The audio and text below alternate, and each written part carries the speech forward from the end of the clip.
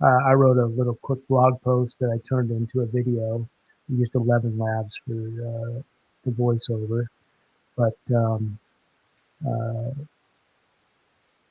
I don't hold the show world in high regards and people who are chasing ribbons over building a community and creating good dogs. I think you're seeing examples of why the show world is so flawed. It just breeds, to me, negativity in so many different ways. Is it? Could there be ways that the show world um, uh, could not do those sorts of things? I don't know. I just maybe it's the whole system, the whole idea of winning ribbons because your dog's the most beautiful to that particular judge at that particular moment in time on that particular day. Um, maybe it's just the whole idea of it is uh, breeds negativity, and uh, you're always going to have the issues that you have and the kinds of people that are involved. So yeah, I don't want to like alienate folks in that realm. I want to talk to good people that are trying to do the best things by their dogs in the program, but who also are competitive and want to stay within the show world. I'm okay with that. To each their own, but it's got a lot left up to be desired for me personally. Not that I have show quality dogs or even not even remotely trying to accomplish that. I want good, healthy dogs, and I don't care what bloodlines they come from or if they're actually pure. In fact, like I said to people before, I would love to openly mix my French Bulldogs into something and create my own little side project. But I have to figure out what avenue to take on that level. I'm not just going to do it indiscriminately. But um, yeah, I'm just not the whole pure dog uh, competition thing to me is just not something that I feel it's something that I can get behind personally. Now, as I consider myself a dog journalist, um, that may be kind of goofy to say or anything like that. Just saying that I can see people get a little cringy over, but I try to operate that way, and so I do have to stay apprised of some of that. I feel therefore I'm not like going to alienate myself or openly challenge them in any shape or form, the dog world, but I do find it to be more negative than positive, and I don't know how you can change it. I I I think the whole idea of how it is structured is basically you're just always going to have number A, weirdness and weird people involved, and B, you're going to create a level of insanity within people who can't really control themselves in a competitive nature.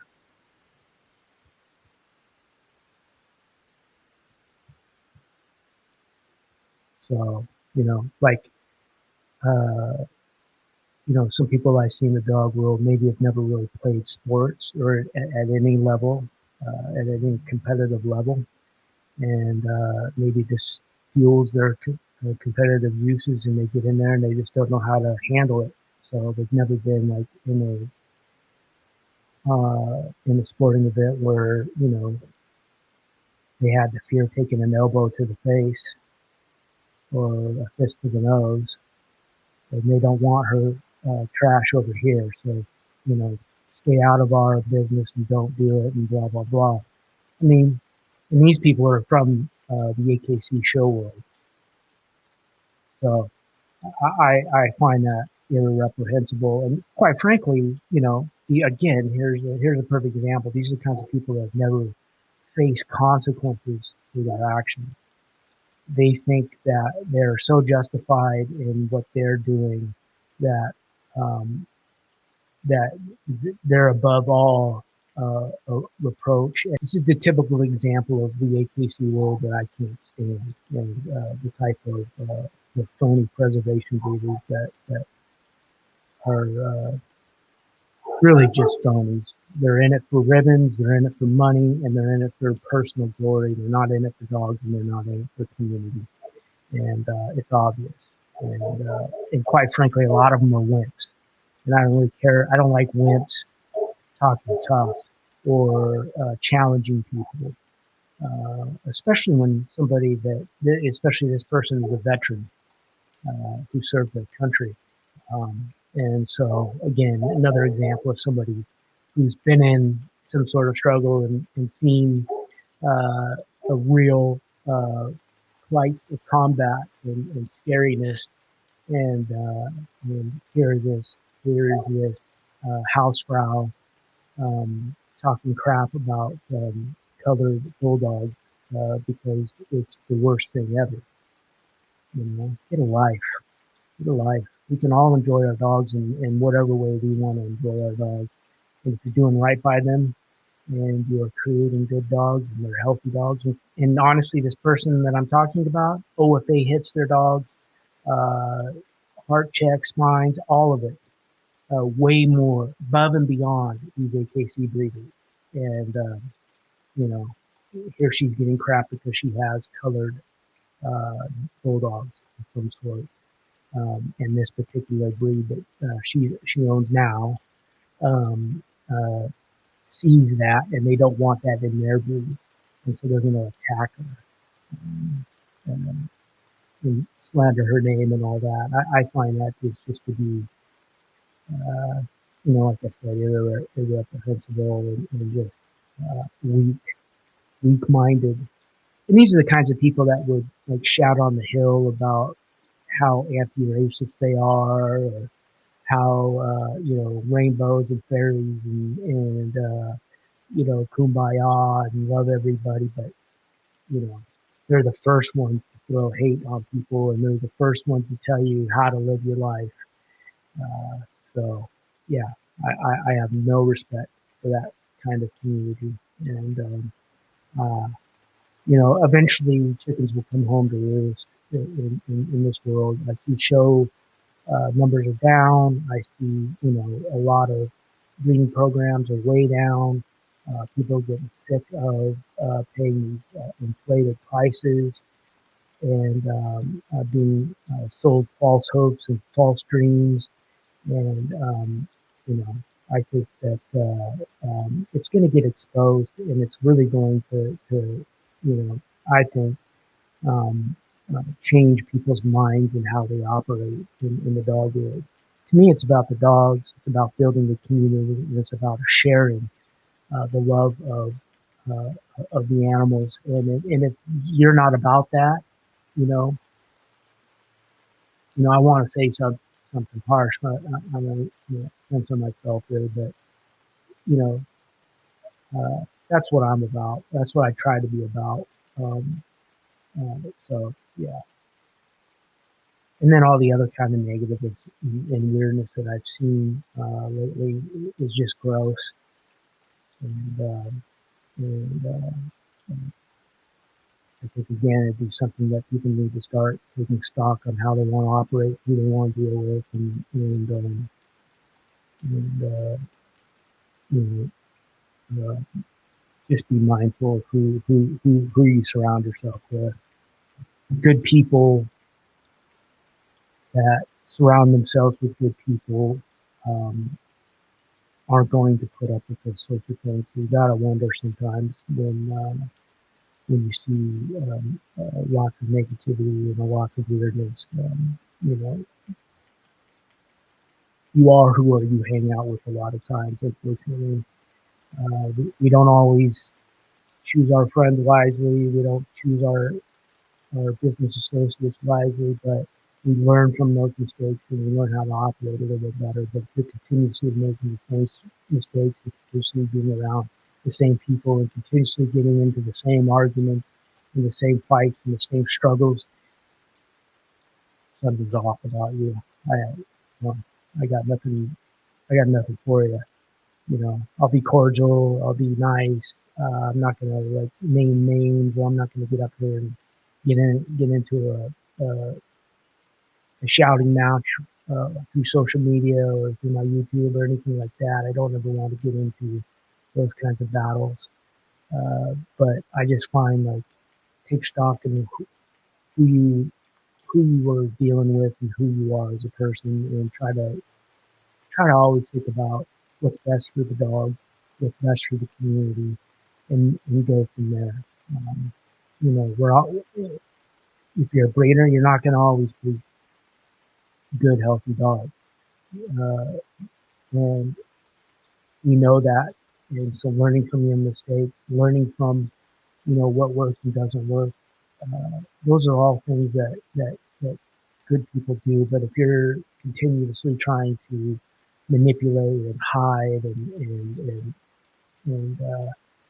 a lie and deceit, then you're just the kind of person that's going to always have issues in your life that people like myself don't want to deal with, and don't respect bugs between two cars, which I guess it could be worse. Um, but yeah, 1909.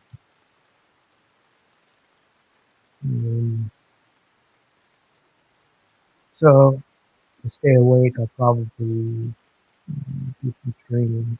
I don't know how good it's going to be being in the car and being off in the rural areas, but I'm gonna try it.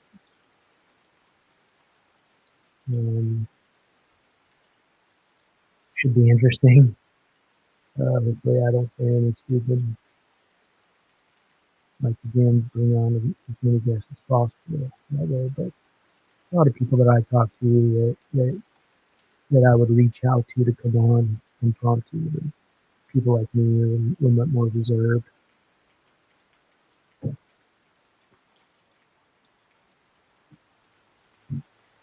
They're not necessarily the kinds of people that would do things with a spurred moment. Hey, come on to my line. Mm-hmm. Yeah, good to see it. I'll reach out to one guy.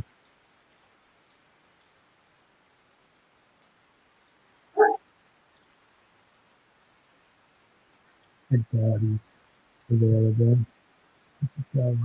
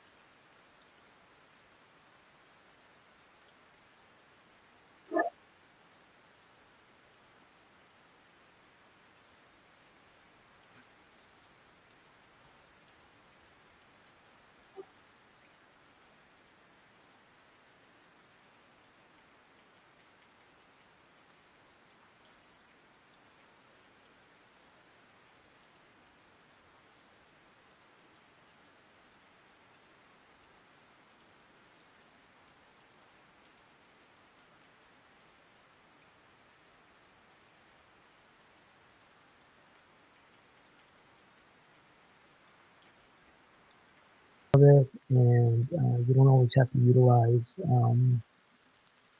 um, finding interviews. You know, I want to still do that, and I'm still going to heavily rely on that. But I think that I want more engagement from the community. I want more of a sense of a community on my platforms. I think these last few years it just seems pretty stale, and there's lack of community, and it doesn't breed healthiness for the dogs, and the people that are involved, really, in my opinion. So I definitely want to double down on trying to build a community, and it doesn't, I'm not trying to be, uh, I'm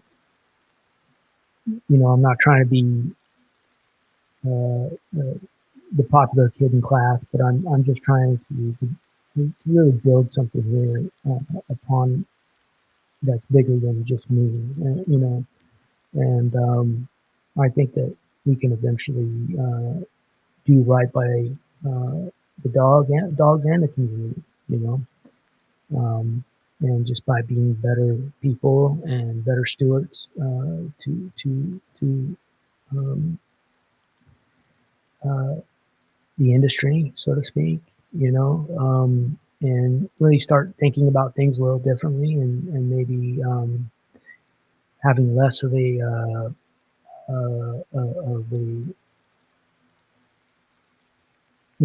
chasing false hopes and false dreams. Maybe that will start going away a little bit, and we can get back to you know people building great dogs, and sharing their experiences, and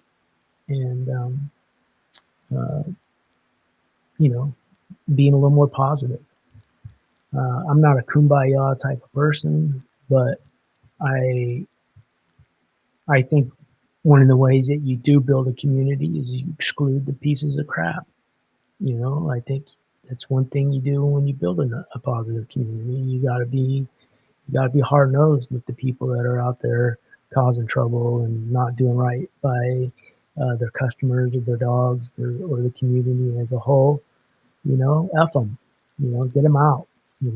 Exclude them from what you're trying to accomplish. And I think it's not about being kumbaya. It's about just doing what's best for everybody involved, and most importantly the dogs.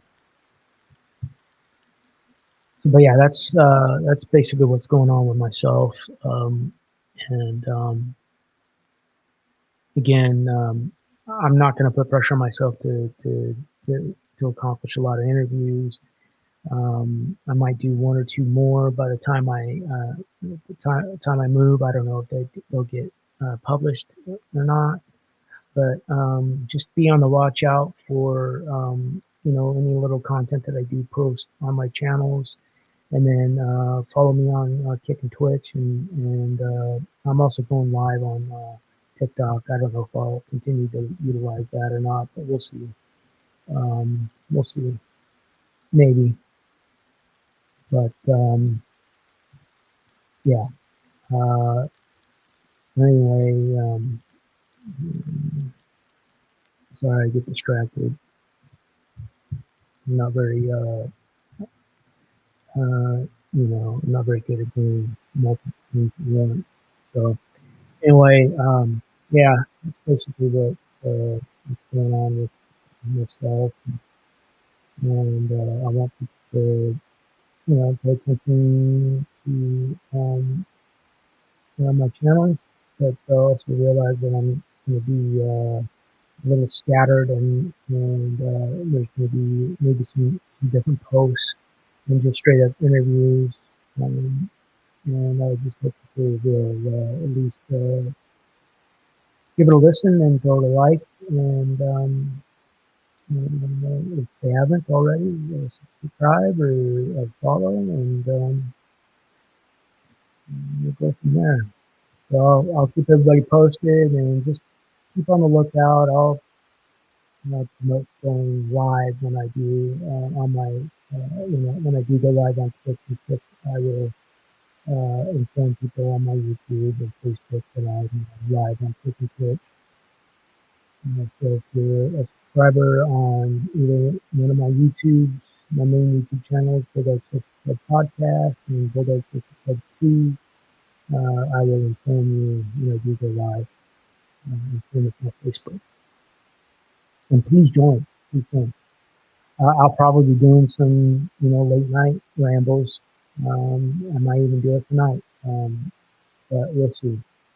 I'm just going to keep doing these live streams and then building up some content from there.